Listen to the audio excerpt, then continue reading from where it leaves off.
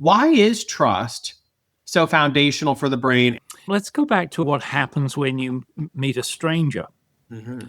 If you are out on the street and you meet a stranger, if you don't have some third-party connection with an individual, your brain starts to engage what we call the faux circuitry. I think we talked about. And then once you find something in common with somebody, then you click over to, I'll call it the friend circuitry. So it actually changes.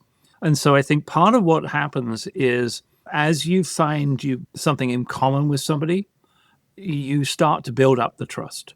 As you start to get to know them, and I'll jump straight ahead here. And what we are looking for is basically 4 things. 3 positive, 1 negative. We're looking for, do they have credibility? Do they have reliability?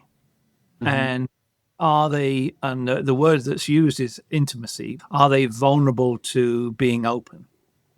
And those are, as you look at, if you increase your credibility, you increase your reliability, and you increase your vulnerability, then trust goes up. That's the positive aspects. The negative aspect is if you spend a lot of time talking about yourself. And the more people turn the conversation back to, oh, let me talk about me, then trust starts to go down. Yeah. And again, we'll throw this book on this book reference, but there's a guy, there's actually, I think there's 3 authors to the book, but the one I can remember is, I think, David Meister, called The Trusted Advisor. And that's where they came up with this algorithm or this equation.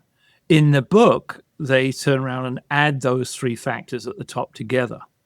Now, I'm a little bit of a nerd from time to time, and my algebra background says it's actually more efficient. It's slightly better to multiply them together.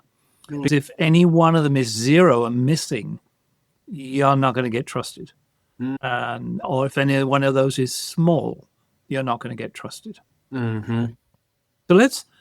So that's the overall. If I were writing on a blackboard, those are the old days, whiteboard or whatever we write on these days, trust index equals credibility multiplied by reliability multiplied by vulnerability all over and divided by self-orientation.